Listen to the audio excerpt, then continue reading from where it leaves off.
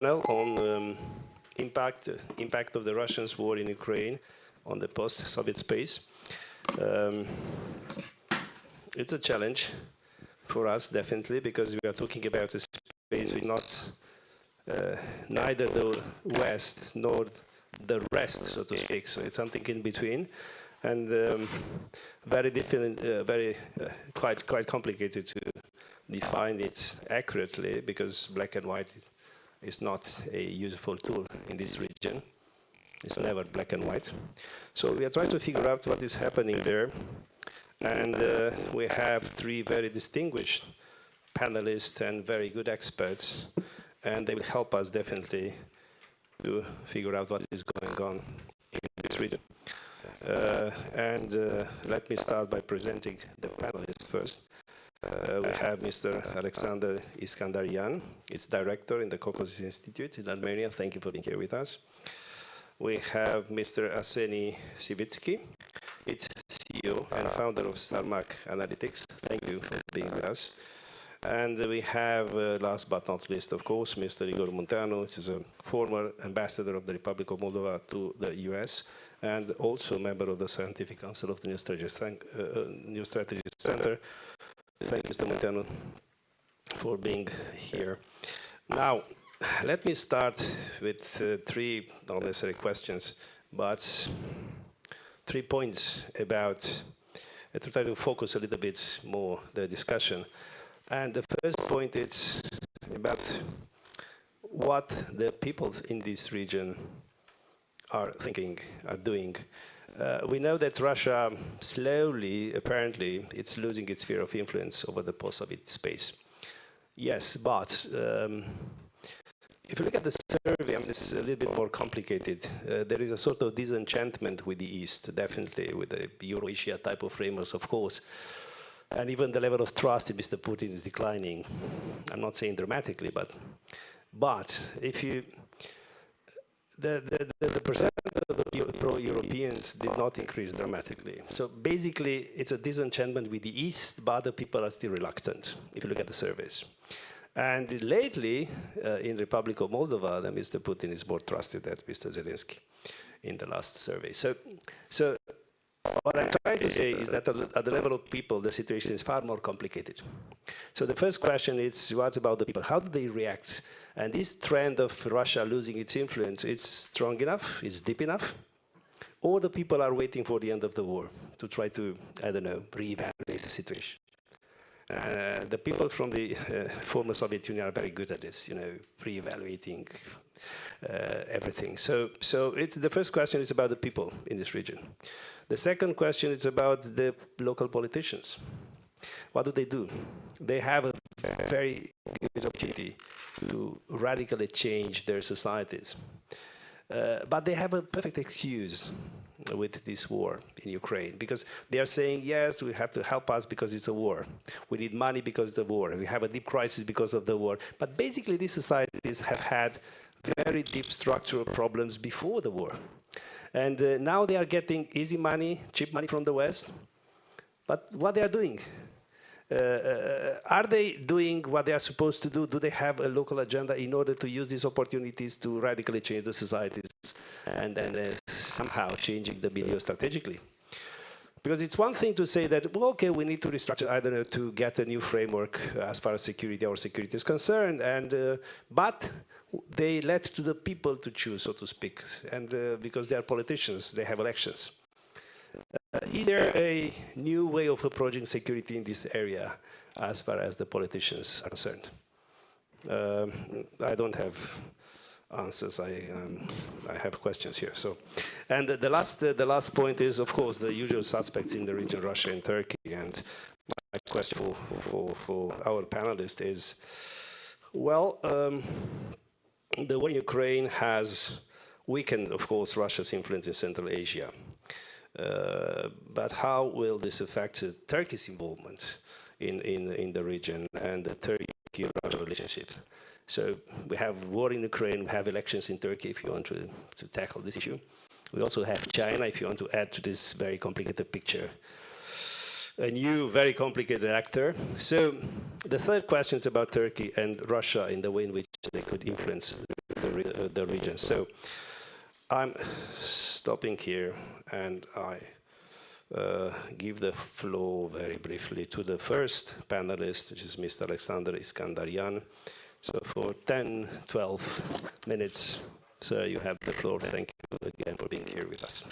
Thank you, Mr. Chairman. Allow me begin with thanking the organizers of the conference that I have been attending with great pleasure for some years now. It's an honor for me to speak at the top level forum like this one. And of course, Romania is an important country in the Black Sea region, and it's essential to keep tabs on what is happening here by listening to Romanian colleagues. As for your questions and for the topic of our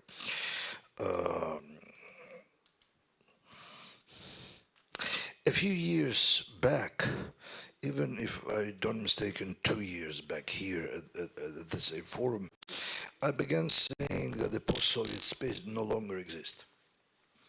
So the answer to your first question would be that people in Tajikistan and Estonia think different things. In Kyrgyzstan, which is direct member of China, or in Armenia, or in Moldova, which is direct member of your country, they think different things. My argument was that the difference between, let us say, Estonia and Uzbekistan was by that time for greater than between, let's say, Estonia and Finland, or Uzbekistan and Egypt. Former Soviet countries are following dissimilar paradigms in their development. The remaining post-Soviet legacy is historical and to some extent also cultural, but not political already. In terms of domestic politics, economic trends, democratization, post-Soviet countries are so different that it is hard to put our finger on anything that they all have in common. However, in the realm of geopolitics, they do have something in common, especially now with the start of the war in Ukraine. It has become obvious that they all share. This is about second question. It's their attitude to Russia. Russia has again brought these countries together, but no longer in a post-Soviet paradigm. This is now about current attitudes to a large country behaving in ways that enable it to protect the same type of risk to both, let's say, Estonia and Uzbekistan. Theoretically, this risk perception needs to be limited, needn't to be limited to the post-Soviet space, given that some of the countries neighboring Russia were never part of USSR or wider Soviet bloc. However, in reality, Russia's non-post-Soviet neighbors are either NATO members or large countries such as Turkey, to say nothing about China, and accordingly their risk perception are different. What the post-Soviet states also have in common is that they are smaller than Russia and feel vulnerable when facing it. In a nutshell, they are afraid of Russia, or at least very least concerned about what it might do. I am not trying to say that all post-Soviet countries are afraid Russia might invade them the way it did in Ukraine. Although fears of Russian invasion are indeed present in some of these countries. However, even without an invasion, the abrupt reconfiguring of the security architecture in this part of the world is itself a risk. Current changes concern collaboration, formats, and communication with both Russia and European countries. And most of the changes are about the disruption and this connection, interaction formats and models, changing tectonic changes in a huge geographical region generate an enormous amount of strain. Even Russia's gradual loss of leverage over post-Soviet countries is not necessarily perceived as a good thing. The security vacuum generates risk that old countries might rekindle or new ones might pop up, as in our region, for example, in South Caucasus. A weak Russia is not less and probably more dangerous than a strong Russia. Besides, there is additional risk that the region might be entered by non-regional actors. For example, from the Near East or Turkey or Afghanistan in different parts of former Soviet Union territory. All Soviet countries, with the likely exception of Belarus, have some space and resources to resist Russia's pressure. Indeed, Belarus has been the only Soviet country to express direct support of Russia's aggression in Ukraine. Still, all the region countries are concerned that at any moment, any development in the Ukraine war may cause Russia to increase its pressure on former colonies. Overall, this leads to political anomia in the former Soviet space. The old status quo is gone, but a new one has yet to fully form. What used to be the post-Soviet space is now a battlefield in which major players compete for influence. Apart from the most unlikely scenarios, no outcome of the war in Ukraine can lead to prosperity or stability. Russia's defeat or Russia's victory or protracted war, all these options pose significant risks for the countries under Russian pressure. All of them. Besides, in the case of Russia's war in Ukraine, the terms defeat or victory can mean many different things. In fact, the options are numerous and all are prone with risks. To illustrate my point, let me bring two examples, one from my region and another from Central Asia. The first example concerns the Caucasus. The decentralization of decision-making in Russia can give various elites and counter-elites in the northern Caucasus, including Chechnya and Dagestan, more room to act freely. This can upset the fragile balance in the highly explosive region, potentially leading to terrible problems for the South Caucasus. As to Central Asia, prolonged security vacuum can, under certain conditions, provoke radicals from Afghanistan to try and expand their influence toward the north. Those are just two examples of which one can bring dozens of ways in which the current situation can escalate into the region. Accordingly, what the region's nations need to do isn't just to try to avoid Russia's pressure, but to set up a meaningful security system, or rather many security systems, because in reality the post-Soviet space is decentralized and only unites by shared their perception. In the aid, I would say that I can see the development, for example, in the formats of my country and your country, Romania. We had visit of Minister of Foreign Affairs of Armenia to Bucharest. We had meeting of your president and our prime minister now in Reykjavik just days ago. You had talkings and plans on this energy working together or try to construct this submarine line from Caucasus to to your country and further to Hungary. This shows that somehow countries, at least my country, but in reality not just, try to construct new systems of security, economic security, hard security, and such kind of things. I hope that it can theoretically bring to the situation when it will be new format of security in different regions of former Soviet Union. Thank you. Thank you very much. Let's hope to the best. Our next speaker is Mr. Arseny SIVITSKY.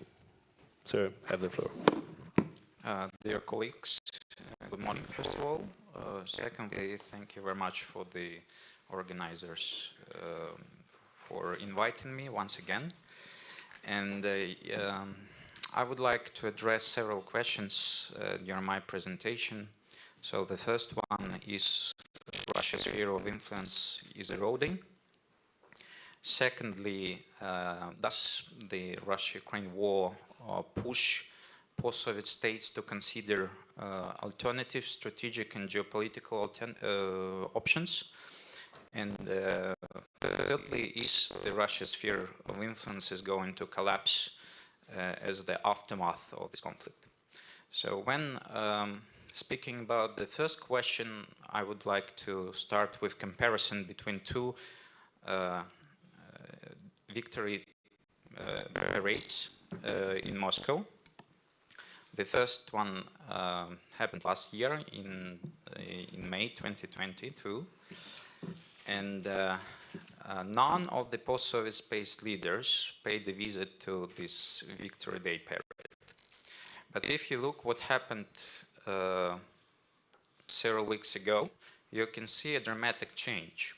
So the parade was visited by almost all traditional partners of the Russian Federation, starting from presidents of Belarus, Armenia, Kazakhstan, Kyrgyzstan, Tajikistan.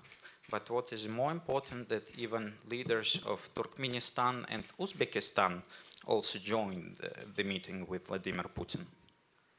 So I think it is a quite significant manifestation, despite the negative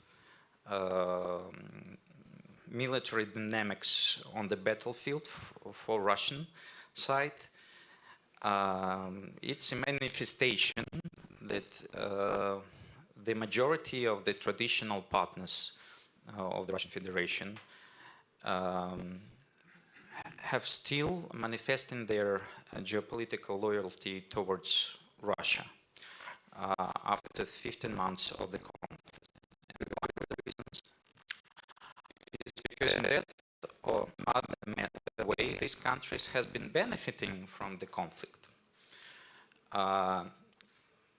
Let's make some examples. For instance, countries of the Central Asia and the South Caucasus have been transformed in a trade hub for Russia, with the help of which Russia is circumventing and bypassing sanctions, especially when it comes to the great parallel import schemes.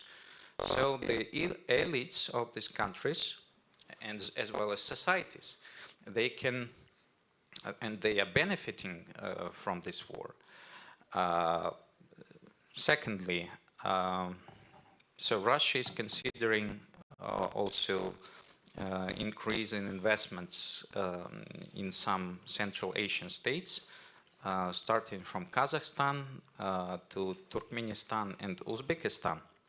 And so from this perspective, they are not going to withdraw from these countries, and they are still trying to keep both presence there, including the economic one. In addition to this, one of main pillars of Russia's influence on the post-Soviet space, which is military presence. When it comes to the second question, whether the Russia-Ukraine war has pushed other Eurasian countries to consider a different geopolitical and strategic option? I say no. Yes, these countries have been trying to hedge some risks, but none of them has declared that it is going to withdraw from the post-Soviet integration institutions, starting from the Collective Security Treaty Organization or Eurasian Economic Union or Commonwealth of Independent States. None of these countries invited to the victory parade have stopped military technical cooperation with Russia. Moreover, these countries are helping Russia to bypass some sanctions, especially when it comes to the technical embargo. And so this is also one of the very important issues because probably the 11th package of sanctions is coming, and the main target of this package will be those countries that are helping Russia to bypass Western sanctions, so meaning that the Central Asian, South Caucasian countries are in the risk zone. But I don't think it will lead to a new status quo when these countries are abandoning any beneficial trade or other relations with Russia, because in terms of alternative geopolitical or geostrategic choice, they don't have any other alternatives. Yeah, we have been observing the process when some regional or other great powers are trying to intervene in the processes on the post-Soviet space. When it comes to South Caucasus, it's definitely Turkey. Partially when it comes to Central Asia, China is influencing its increasing its influence in Central Asia, both in economic and military domain. For instance, when it comes to Tajikistan, where China has been even deploying some of its formations and creating military infrastructure. But whether it pushes these countries to consider a new geopolitical alliances either with Turkey or with China, I say no. So these countries are simply adapting to a new geopolitical environment when they are trying to hedge the risks and explore some economic opportunities to tackle the negative consequences triggered by the Russia-Ukraine war. But in terms of their geopolitical identity, they still see themselves as a part of Russia's sphere of influence. So that is why they paid visit to Vladimir Putin Victory Days parade on the 9th of May. By the way, only President Aliyev abandoned, which is also a manifestation, from my point of view, of his real geopolitical intentions to keep distance from the war. And the Belarus example is very important in this context. Yes, Belarus from the very beginning supported Russia, not only diplomatically but also military. But in exchange, Belarus has received a lot from Russia. And this example could become a model for other post-Soviet states, where as more you are demonstrating your geopolitical loyalty, both symbolically but also practically, more you can gain from Russia in terms of additional security guarantees, in terms of some economic opportunities, for instance, cheaper gas and oil prices, or access to the Russia's railway and seaport infrastructure, In some cases, we are talking even about nuclear weapons as a security guarantee. As you have known probably that Russia is going to deploy nuclear weapons in Belarus in upcoming weeks. So it doesn't seem that Russian sphere of influence is going to collapse in mid-term perspective, even if Russia is inflicted a defeat during the conflict with Ukraine. We can assume that probably some of the countries in the western part of Eurasia, I mean Ukraine or Moldova, they can withdraw from the sphere of influence of Russia.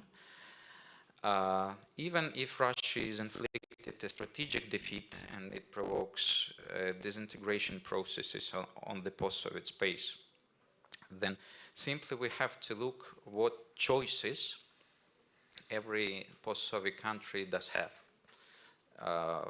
When it comes to the Eastern Europe, when it comes to Belarus, Ukraine, Moldova, they really have these geopolitical choices. So Russia or European Union, Euro-Atlantic community, but when it comes to Central Asia or even to South Caucasus, unfortunately their geopolitical options are limited. And even if Russia has been inflicted with this strategic defeat scenario, so I don't see immediate collapse of the Russia sphere of influence.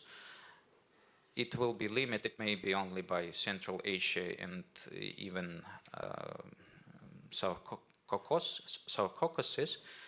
But for me it is obvious that despite Russia is allocating all its resources, first of all military ones, and then economic, to wage the war against Ukraine,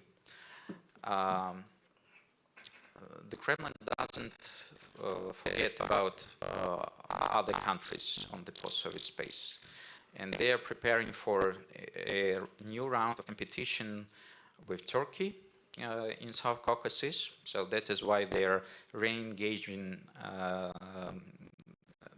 their relations with Georgia, which is a very important land bridge, land corridor in terms of Russia's ability to project its military power in case of any sort of military escalation. And so the 25 is coming when Russia has to withdraw its peacekeepers from Nagorno-Karabakh, but I have doubts that Russia will do it. When it comes to the Central Asian states, it is also very important to emphasize that Russia has been deepening its military political integration with these countries on the bilateral level, not only in the framework of the Collective Security Treaty Organization.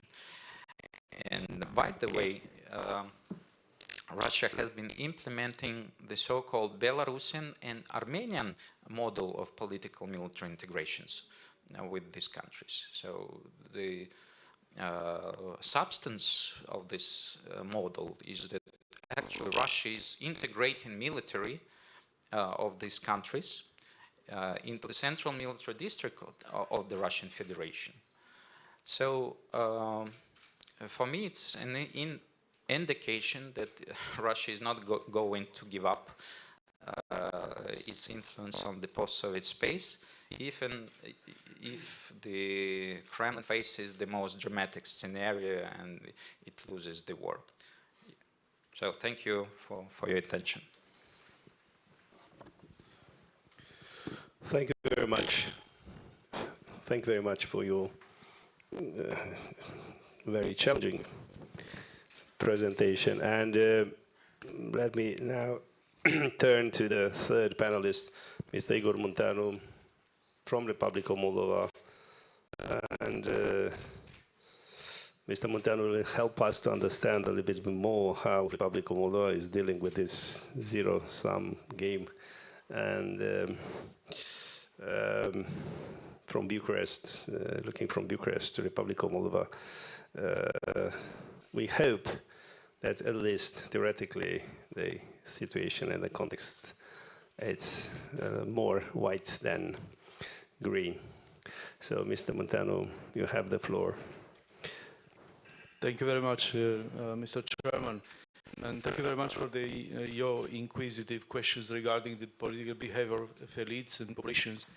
Particularly in the time of war, populations is quite adaptive to the circumstances, and it changes the behavior which was known before the war, because the incentives for, let's say, acting smarter, they are higher, and we have to consider the fact that the cruelty of the war has psychological effects in the population, and something that they believe it is just, it is not democratical, it is not in the interest of the nations they form. The key question of this session is to what extent the war in Ukraine dealt a final blow to the Russian spheres of influence. My answer is short, yes, no. Yes, because of course if Russia will win militarily, then it will have a large psychological advantage and instruments to expand into the Central and Eastern Europe and to gain territory, populations, might, power at a global level. If it loses the influence, Russia will gradually decline, and the change inside of Russia will become imminent. So there is a kind of existential war for Russia itself. It started a military adventure, and nobody knows in Russia, including in Russia at the highest level of Kremlin echelons, how this will end the adventure. For years, Moscow struggled to be seen as a stabilizing power in several zones of former Soviet Union. Central Asia, South Caucasus, Eastern Europe, and suddenly the war against Ukraine, and this is not exactly a Russian-Ukrainian war. There is a Russian war. Ukraine is defending itself. Let's be clear about that. And suddenly the war against Ukraine has changed, and definitely the Russian soft power and diplomatic constructs that it created after 1991. The cruelty of the aggression ruined Moscow's plans to be recognized as a benevolent factor of integration in the ex-Soviet space. A strategical reprisal of the West and the responsibility to shield its neighborhood from Russia created a unique opportunity and window for both Ukraine and Moldova to be granted an accession status to the European Union, with Georgia being recognized as a country with certain perspectives for accession. This historical decision of the European Union has outstanding policy impact. It changes the type of support the European Union can offer to all three countries. It increases the leverages to accelerate domestic reforms and enhance the quality of technical support to adapt to the European Union standards and rules. The difference is that some of the states do not want to be named anymore former Soviet states. This concerns particularly the trio, Ukraine, Moldova, and Georgia. Two of them are recognized as countries for EU accession since June 23rd of 2022, but they have to meet conditionalities, and conditionalities domestically and politically, they are very tough. They have to meet these conditionalities before negotiations, talks of accession. Moldova has 9 conditionalities to be met. Most of them are part of the, they are in a state of partial completion in the area of judicial reform, the oligarchization, rule of law, and economic reforms. With all sympathies, the European Union will not be able to grant accession to Moldova without receiving documented evidence that the progress is real and the public support towards European Union accession is considerable. Also, the spirit in Moldova is quite positive in this regard. Polarization is on the rise in Moldova. The number of supporters who would vote for NATO membership today in Moldova has increased between 24 to 32%, less than in Ukraine and Georgia, which is about 70%. But the trend is promising, with people support for European Union membership over 61%, and declining the trend for Russian integration structure like CIS and Collective Security Treaty Organization and the Euro-Asian Union. The war against Ukraine has questioned the neutrality status taken by many Moldova as a granted.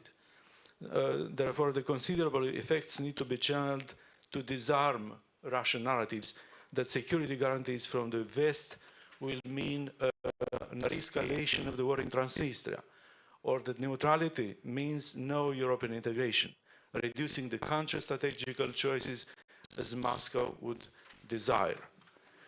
But Moldova needs democratical governance to implement the conditionalities. In less than 2 weeks, Moldova will receive a civilian resilience mission from the European Union. Financial and technical support in feeding the growing budgetary gap is very necessary.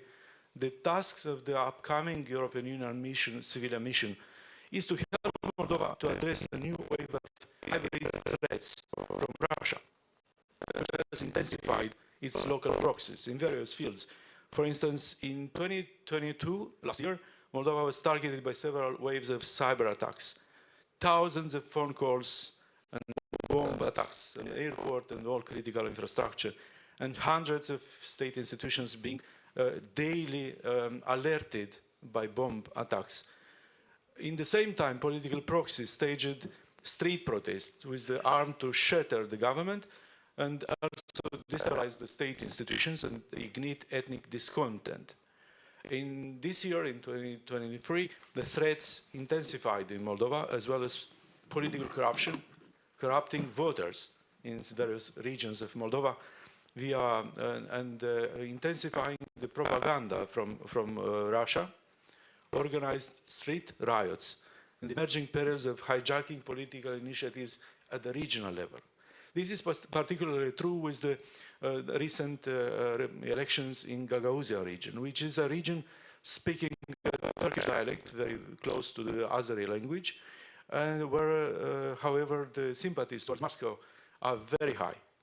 And this region has recently voted for Bashkan, which is the head of the executive power in this region, on behalf of the Shor party.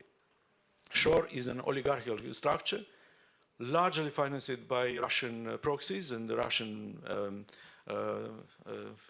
structures. And unfortunately, no one of the intelligence services or state structures have been successful enough to stop the illicit funding for this party. And the paradox is that on the eve of these elections, the leader of this party has been jailed or has been, let's say, sentenced for 15 years of arrest. And in spite of this kind of long-deserved penalty, the party won an important position in this regional autonomy, Gagauzia. That means the weakness of the state institutions to employ legal power and legal authorities and, let's say, deservedly follow the rule of law. What is also important is to also understand that the war in Ukraine has secondary and direct consequences on its neighbors. For instance, Moldova has met an unprecedented influx of refugees, massive trade disruptions, energy paralysis, and economical shutdown. Last year we had an inflation rate of about 34%, which is a huge blow to the incomes of the population. And therefore, not only the military targets have to be seen as a perils to the Moldovan democratical developments and also accession to the European Union, but also the mindset of the population. Because the population is also balancing between receiving immediate returns from a government which portrays itself as pro-European and somehow behaves as a European government, but also is looking to the budget line. To what extent the new government is providing direct and obvious benefits to its quality of life. And this is a real problem. To tackle the challenges, Moldova has quickly followed the procedure to employ compensations to the population in order to compensate the increase of the energy costs. And largely that was also a line of support from the European Union, from different commercial banks, and also from important countries to Moldova, which like Romania and like some of the European states. We also created alternatives to make alternatives to the natural gas, which has been traditionally purchased from Russia. In the same time, Moldova has critical weaknesses in the provision of electricity. Still, Moldova is importing electricity from the breakaway region of Transnistria. The largest generator of electricity for Moldova remains Kuchurgan, which is under ownership of a large Russian company. So 100% of electricity is today purchased from a separatist region. Before 2023, we were purchasing the electricity from Ukraine. But with the bombing of the critical infrastructure and energy grids in Ukraine, we remained totally dependent on the electricity from Transnistria. So there is a kind of dramatical and existential dilemma. Shall we pay electricity from a separatist region and then providing a means for existence or survival for the separatist regime, or look elsewhere? Elsewhere we mean we need to have alternative grids, and this is not exactly the case. Of course, European Union and NATO is providing great help to Moldova to increase its security and defense capabilities. For instance, thanks to the European Union peace facility, Moldova defense budget has doubled in 2023. But more remain to be done, since years of neglect has left painful gaps that need to be fixed today. Moldova military, they are demanding and they are looking forward to get air defense systems, integration of military capabilities, border protection systems. When Russia plots to destabilize the country, Moldovan government cannot ignore, however, the obvious signs of threat coming from the separatist Transnistria. Since failing to cope with the challenges from this region means that we may follow the Ukrainian fate. Of particular concern to Moldova is the provisional group of Russian military, OGRV in Russian, which activate still as an integrated part of the Western military district of Russia. Russian military funnels a constant military threat and keep in a rotational principle the discipline of the paramilitary troops in Transnistria, which amount to 10,000 of military men. It takes 3 brigades from Ukraine to patrol the border with the separatist entity in order to make sure that the military will not act subversively on the territory of Ukraine. Is it the right time for Moldova to design something new and alternative to the settlement of the Transnistrian conflict? Personally, I believe this is exactly the right time. We would like to see an alternative very much following the Ukrainian Crimea platform, but for Transnistria, which would entail a full revision of the current integration policy today pursued by the Moldovan government, largely based on the old-fashioned shuttle diplomacy and 5+2 negotiations. The 5+2 negotiations and Transnistria settlement is very much obsolete today, and its effects on integration was always very much dubious.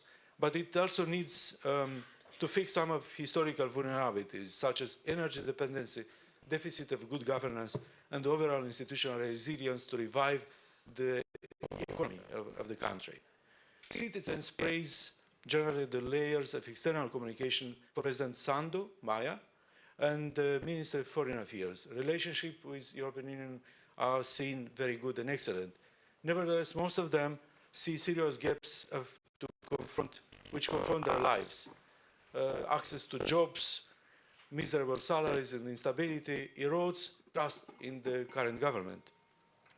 For instance, Moldova still relies heavily on the imports from Transnistria, and this ownership or dominance of the energy market creates undeserved leverages of influence for the separatist regime.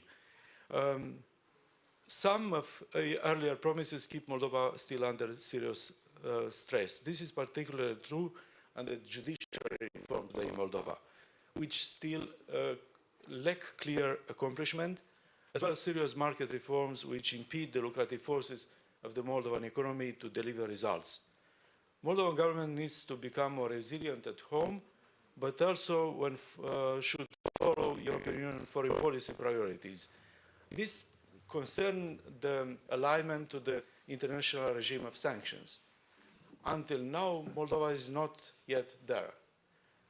Last year, when the war started against Ukraine, Moldova made a series of statements that we endorse the international sanctions, but never issued a clear decision of the Parliament of Moldova. And still, I have to say, unfortunately, there are still 4 military plants of the Russian Federation, or owned by the Russian Federation, on the territory of Moldova, still operational, and still very much connected to the military-industrial complex of Russia. Authorities claim they are not functional, they are not operational.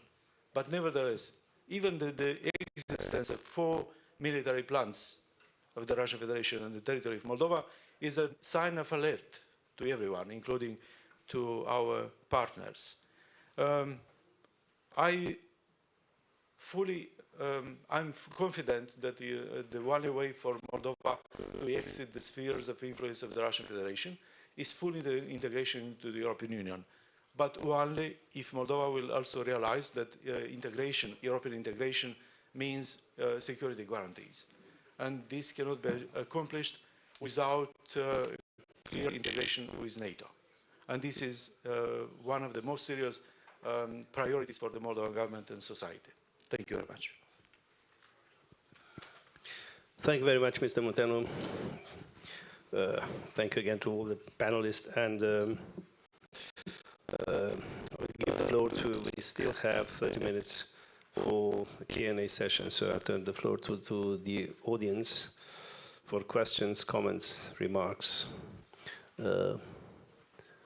So there is a question over there. Please. Yeah. Okay. No? Hello. So I had a question because you mentioned... Just to identify yourself first. Yeah, please. Quentin Jalabert, NRA expert at the New Strategy Center. I was wondering because I think, Mr. SIVITSKY, you said that in the midterm there's no chance of an erosion of the Russian sphere of influence, but there is one element that might have been left aside that is sometimes overestimated, but it's like the human factor and the rise of the new discourses on decolonial and solidarity between like colonized people colonized by Russia. So in Kazakhstan, in Central Asia, in Ukraine, there is a rise of a trend of a new type of discourses that links the people, their experience, and that try to bind them together. So I think it might be for now a very limited phenomena that is restricted to analysts, researchers, but do you think that in the longer term it could create something more in this society? This could create a more broader sentiment of distance toward Russia, and that could kind of erode the structural influence that the country still has on the region that explain why it won't go away now. Thank you, and please. Yeah, thank you for your question. If we're speaking about long-term perspective, probably yes, but in short-term and mid-term perspective, I don't believe that the societal reaction, the reaction of the society on the Russia-Ukraine war, how it is perceived on the post-Soviet space by these societies, can influence the geopolitical choice, the alternative strategic choice. And we should not only think about how this war is perceived by the societies, but also to how the threat perception is designed in the strategic cultures of these countries. And when it comes to Central Asia, for instance, China threat is not a virtual one. And if you look what is going on in terms of military integration with Russia, it is definitely is designed to provide security guarantees for these Central Asian countries in case not only some potential incursion of Islamists from Afghanistan, but also in case of some conflict with China. And so that is why I would say that geopolitics, especially now, is prevailing when taking this or that geopolitical choice. But also the problem is that the societies are not very influential in the post-Soviet space countries. Unfortunately, they are not defining the foreign and security policy. I can give you example from Belarus, where the majority of the Belarusians, they are against the war, about 85%. So about 65% are against direct engagement in the war. 75% of Belarusians are against deployment of Russian nuclear weapons in Belarus, but unfortunately it doesn't influence the decision-making process. So the same we can observe in other post-Soviet state countries. And what I would say that this threat perception, the strategic culture is dominating when taking that or other geopolitical choice. And fortunately or unfortunately at this stage, this choice is being taken in favor of Russia, in favor of being in the same zone of influence. And it also related to the strategic culture of the post-Soviet space elites that simply don't believe that Russia can lose this war. Maybe it can't win it, but it either can't lose it because it possesses nuclear weapons. And this type of thinking brings them to be closer to Russia because they're facing also other challenges, so from different directions, from the south, from the east, and the only country that is able to provide some real security guarantees is Russia, because it deploys troops there. So they have some security arrangements undersigned, and so they have to simply take into consideration this reality. Yeah, thank you. I still have a lot of questions for our panelists, and well, it's obvious that the elephant in the room is security, and as far as Belarus is concerned, it's complicated because it's playing at the two pianos in the same time was the strategic vision of Mr. Lukashenko till the so-called, I don't know, revolution, whatever, the protest against Lukashenko, which has been labeled as a sort of pro-European, pro-Euro-Atlantic revolution. I'm not sure that it was a pro-European, pro-Atlantic revolution, but nevertheless, basically the protest somehow pushed Mr. Lukashenko in the hands of the Russians.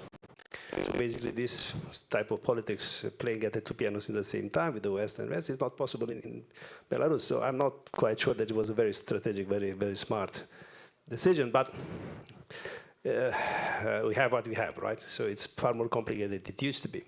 But in the case of Republic of Moldova, for example, and I also have a question for our colleague and friend from Armenia, obvious about Turkey.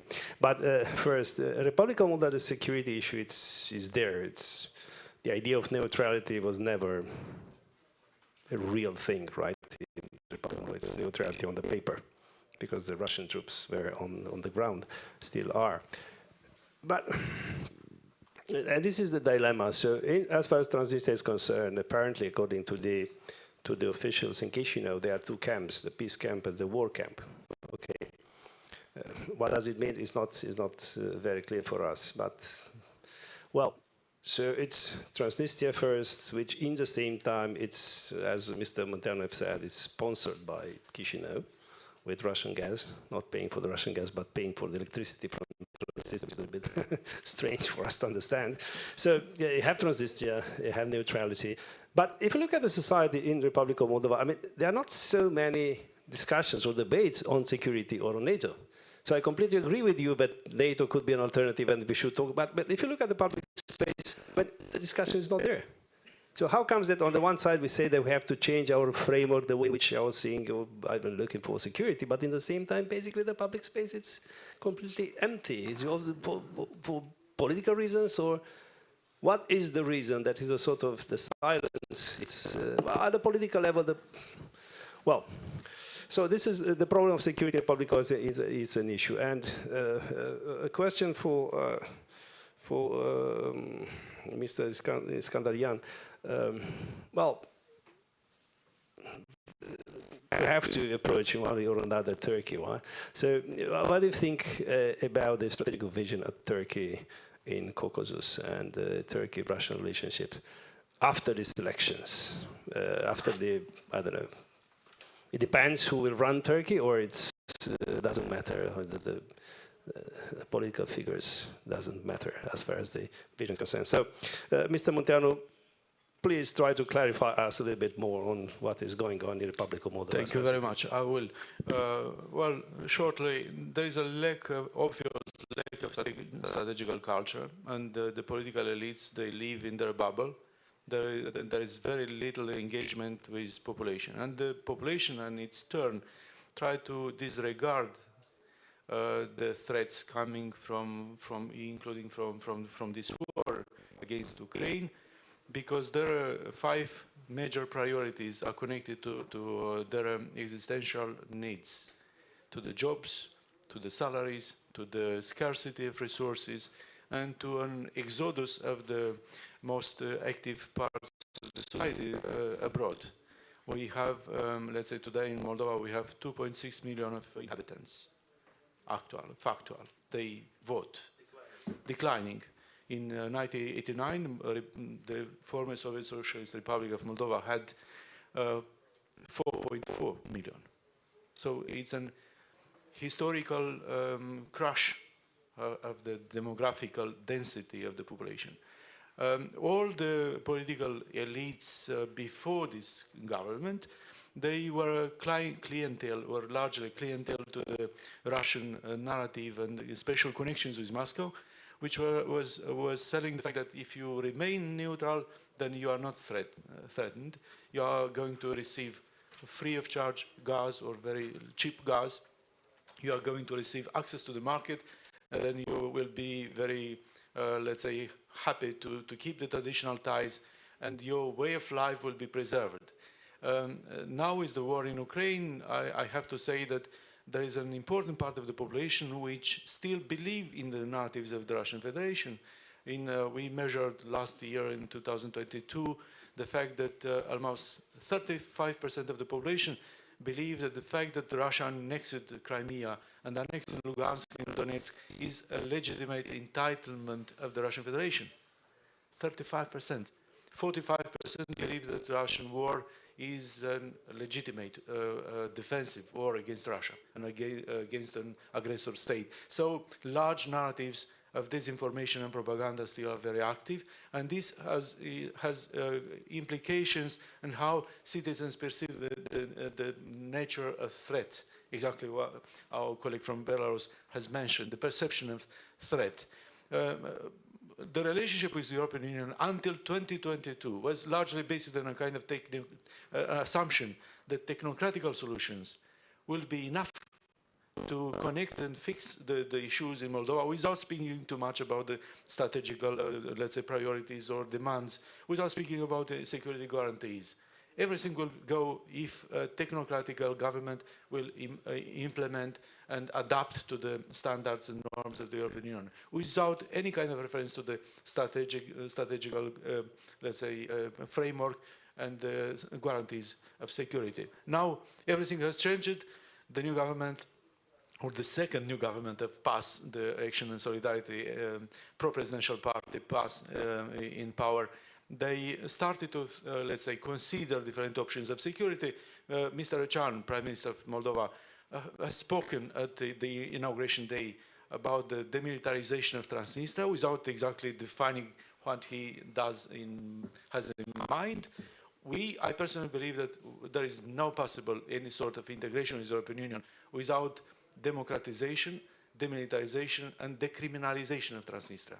And we cannot do it alone. We have to do it in a complex system of measures and cooperative actions with Ukraine, with Romania, because this grip of power from the Russian Federation and Transnistria is simply impeding any sort of substantial progress in the Moldovan democratical pattern.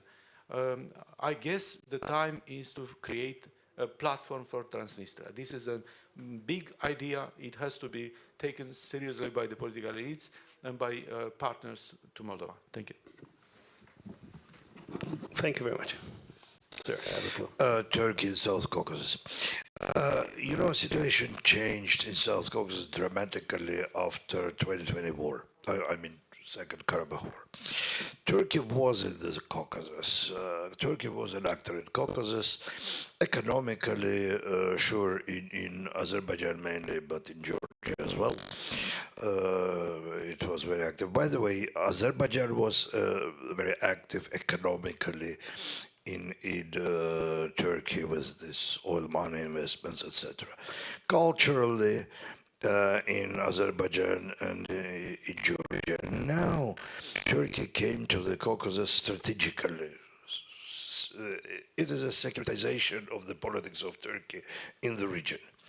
And the way of that is support Azerbaijan. Now, you know, when you look from Yerevan to the situation around us, you don't see Baku from one side and Ankara from other. You see two Bakus.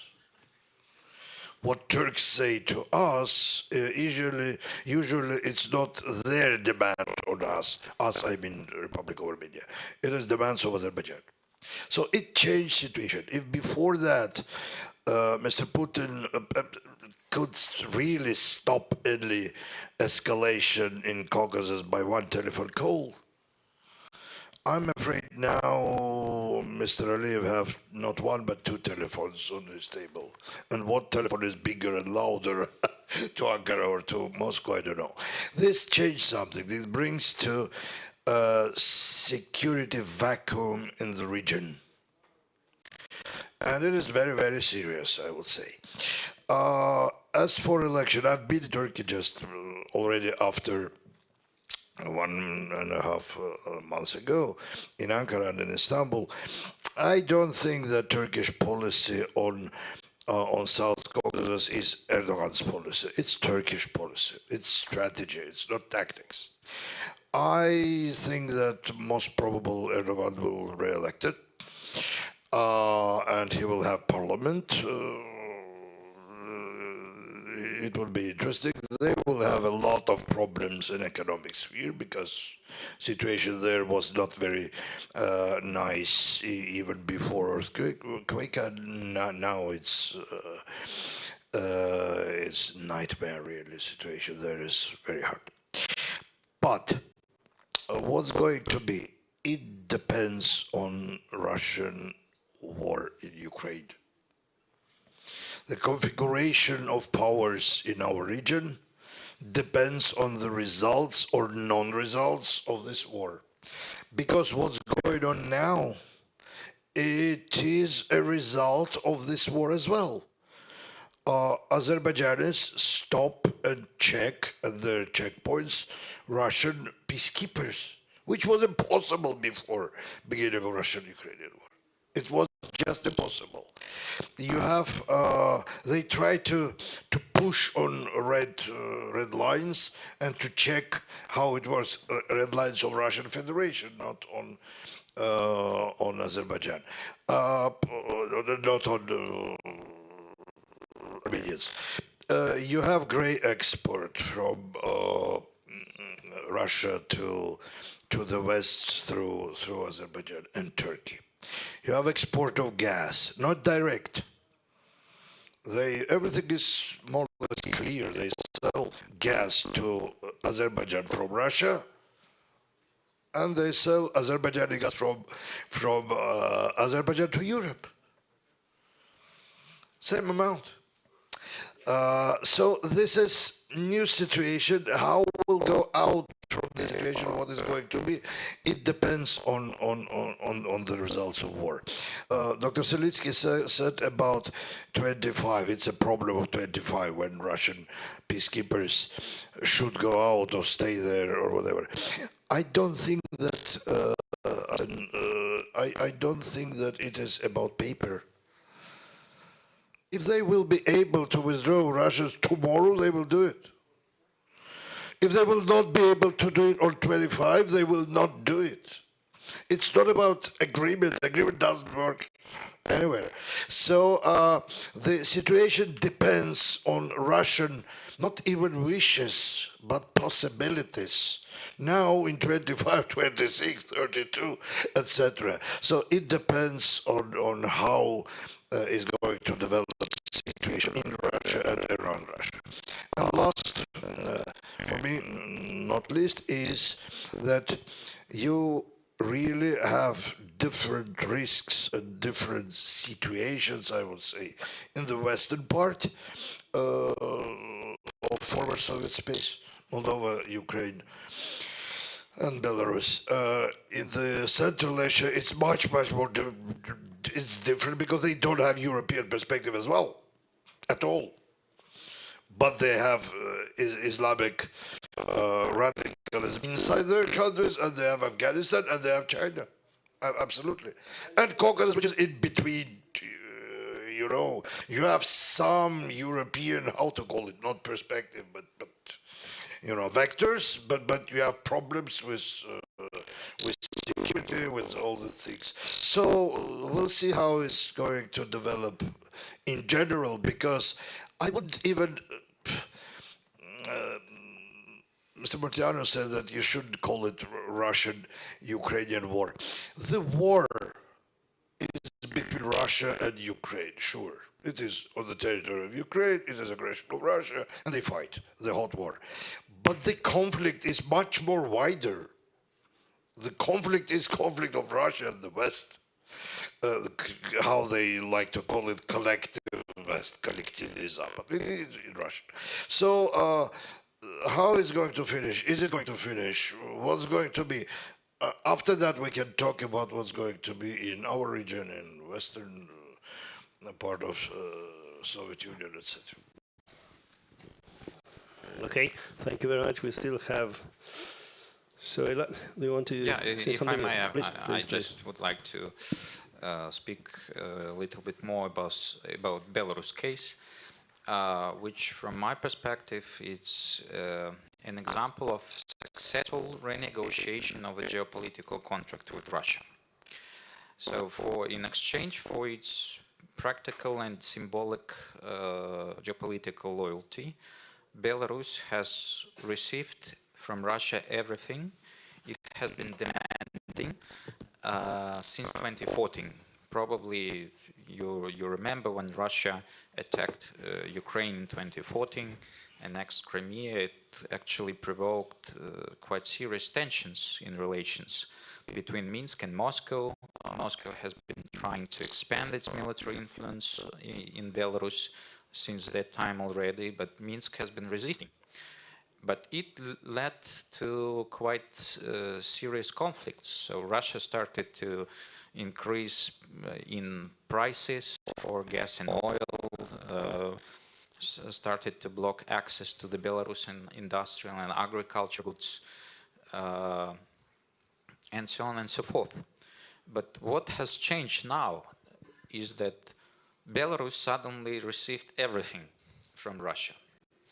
So access for its industrial goods to the Russian market, especially within the import substitution programs that now are being implemented to substitute the Western technological imports, partially at least. Preferential gas and oil supplies, additional security guarantees, and so on and so forth. And I'm wondering if I'm at the place of the Central Asian countries' leadership, and I'm not really considering any alternatives to join the European Union or something else. So maybe I will think about copying the Belarusian example. Maybe not in such explicit way, but maybe in a covered way, especially if I can benefit from this experience. So therefore, at this moment, the conflict has opened the room for maneuver for the post-Soviet countries to renegotiate this geopolitical contract with Russia. This is what I can see, and what is also interesting, that not only the traditional partners of Russia, for instance, within the CSTO or Eurasian Economic Union, are considering these options, but also such countries as, for instance, Georgia, which is benefiting a lot from these great re-export schemes. Turkmenistan, which is now a key country in terms of redesigning the supply chains and logistics via the international logistic corridor north-south. And Uzbekistan, which is becoming a hub for joint Russia-Uzbek enterprises in industrial sector that will help circumvent sanctions. So I would say that we should, follow these processes very cautiously, and so the perception of this war is very different within the societies, but unfortunately, the post-Soviet space countries' elites, they are more thinking about how to benefit from this situation, but not to take an existential choice and support Ukraine in their fighting for freedom, for their independence and sovereignty. Very, very briefly, what about the future of this State Union, Russia, Belarus, at the political level? Is there any? Yeah, the integration is going on. So actually, at the end of last year, Minsk and Moscow signed a package of agreements. We call it economic integration programs, which actually is a copy of association agreement and DCFTA within the Eastern Partnership. But it's about the deeper economic integration of Belarusian economy into the Russian one. So these programs, there are 28 programs in different sectors of economy, starting from agriculture to customs, even accounting, and so on and so forth. According to the official data, 80% of these programs have been already implemented. So they will complete to implement them by 2024. And then probably the new stage is coming, and it will be about deeper political and military integration. And especially if Russia is successful in war with Ukraine or is able to freeze the conflict. So probably it's the Union State, the re-established Union State, and even maybe enlarged Union State. See, but giving up sovereignty is not a red line for the Belarus people. I mean, it's... As I have said, it's unfortunately, in case of the post-Soviet states, it's not about people's will and intentions. It's more about how the elites perceive the strategic situation. And we could, for instance, we couldn't imagine that a few years ago, between 2014 and 2020, that Minsk would be willing to re-establish the Union State. But because of this current geopolitical environment, with the current leaderships both in Minsk and Moscow, I believe it is the most probable scenario. If Russia is successful on the battlefield, or somehow not losing the war, but is able to freeze the conflict, for instance, according to the Korean model or something like that. That is why I fully agree that everything depends on how the counteroffensive is successful and whether Ukraine is able to develop its advances. Thank you. Thank you. Last 3 minutes for Mr. Munteanu. A short reaction to Mr. Iskandaryan's comment and why we should be specific and, let's say, more precise in defining the war against Ukraine. It is not an Ukrainian-Russian war. It is an aggression war against Ukraine. Some of the culprits, famous, Mersheimer, for instance, they equate the responsibility of the sides. And he says exactly that Ukraine feeded the justification of war to Russia, and that creates a kind of equalization of the sides, and this is not exactly true. The narratives of Moscow, of Kremlin, they say that Russia fights against the collective West. This is why there are military fallacies, etc. But this is just an excuse for domestic consumption. The fallacies have multiple origins, including the fact that we overestimated the strength of the Russian army and underestimated the heroical fight and the courage and the of the resilience of the Ukrainian people. And if we are going to feed up this narrative of Moscow that this is a Russian-Ukrainian war, that means we can provide advantages and strategical prerequisites for the expansion of these narratives of Russia. Everything will be decisive on the battlefield, but the battlefield, the battle for the minds and let's say hearts of the population in our countries, in Armenia, in Moldova, in the Western Europe, it is equally important. So we have to keep the line in defining exactly who is the aggressor side, who is the aggressor state, and who is defends not only Ukraine, it defends also the interest, strategical interest of Europe and the West as well. Thank you. Thank you very much, and allow me to thank again to our very great, very distinguished speakers and very, very good experts, Mr. Alexander Iskandaryan, Mr. Arseny SIVITSKY, and Mr. Igor MUNTEANU. And let's thank them all with a round of applause. They deserve it.